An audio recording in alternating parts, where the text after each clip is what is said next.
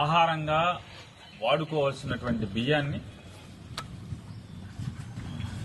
అక్రమంగా విదేశాలకు ఎగుమతి జరుగుతుందనే సమాచారం తెలుసుకుని ఆయన ప్రాణాలనొడ్డి సముద్రం మధ్యలోకి వెళ్లి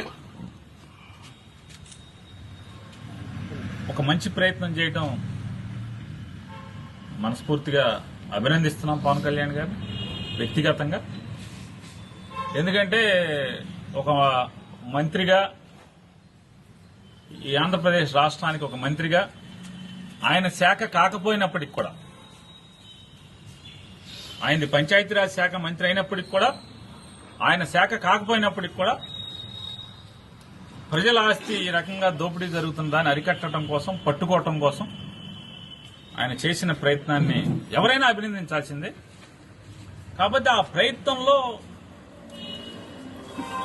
అనుమానాలు ఉన్నాయి, చాలా అనుమానాలు.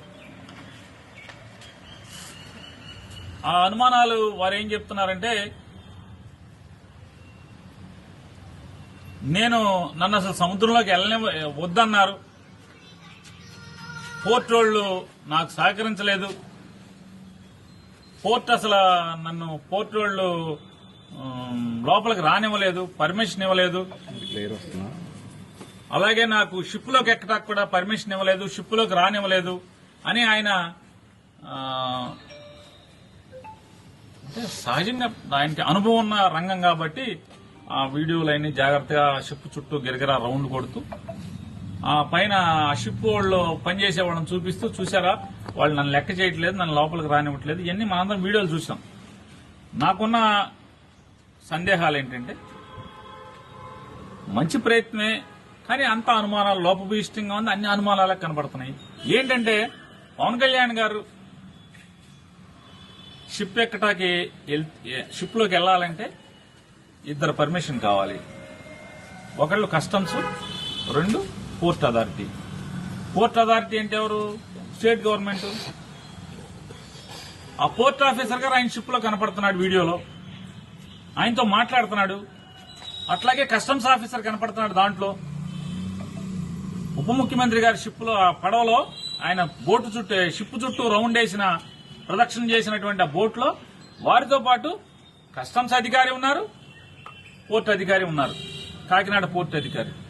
మరి పర్మిషన్ ఇచ్చేది ఎవరినైనా సరే షిప్ లోకి వెళ్లాలంటే షిప్ వాడి ఇష్టం కాదు, కస్టమ్స్ అధికారి, పోర్ట్ అధికారి పర్మిషన్ ఇవ్వటం అనేది నాకు అవగాహన ఉన్నంత వరకు. ఇది తప్పు అయితే నేను మన్నించమని కోరుకుంటాను.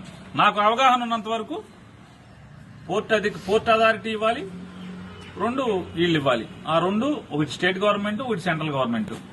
ఇద్దరు ఆయనతో బోట్లో ఉన్నారు. మరి పర్మిషన్ ఇవ్వండి ఎవడు?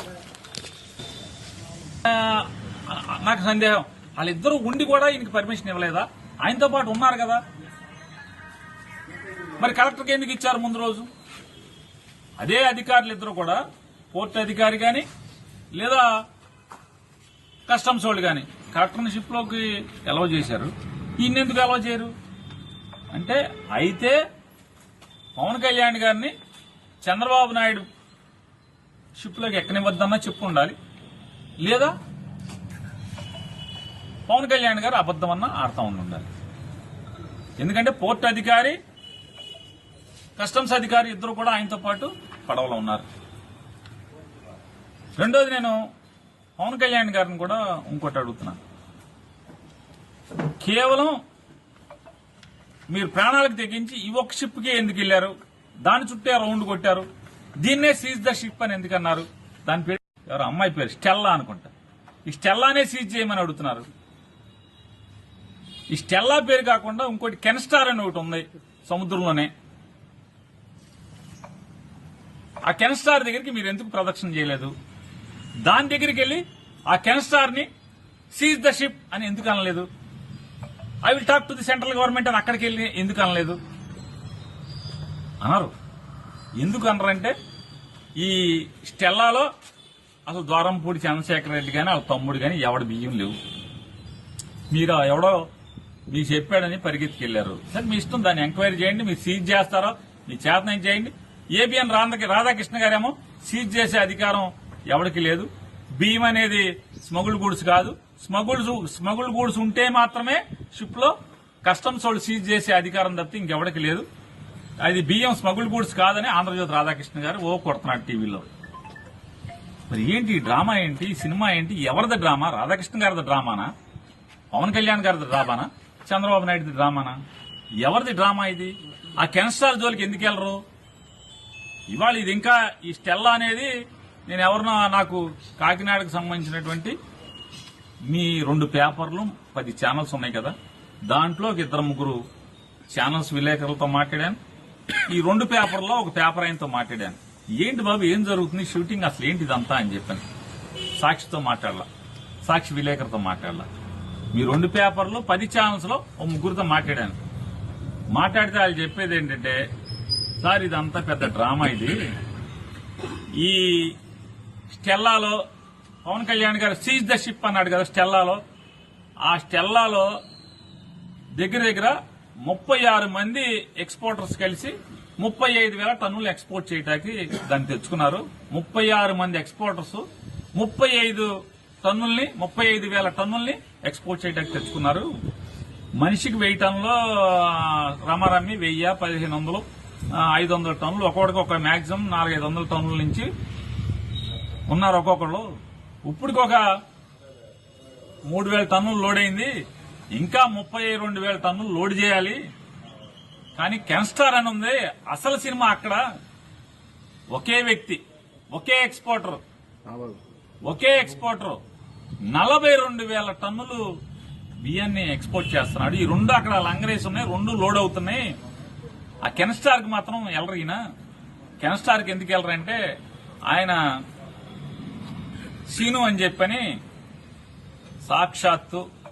సాక్షాత్తు ఆంధ్రప్రదేశ్ రాష్ట్ర ఆర్థిక శాఖ మంత్రి వియ్యంకుడు కోడలు తండ్రి వేల్పూర్ సీను ఏదంతా నాకు వాళ్ళే చెప్పారు. ఆ పేర్లన్నీ కూడా తగిలింది నాకు. వేల్పూర్ సీను ఈ రాష్ట్ర ఆర్థిక శాఖ మంత్రికి వియ్యంకుడు. అతను ఒక్కడే 42,000 టన్నులు ఒకే షిప్ మొత్తం ఇది 35,000, 36 మంది 35,000 టన్నులు 36 మంది లోడ్ చేసి బయటికి ఎక్స్పోర్ట్ చేస్తున్నారు.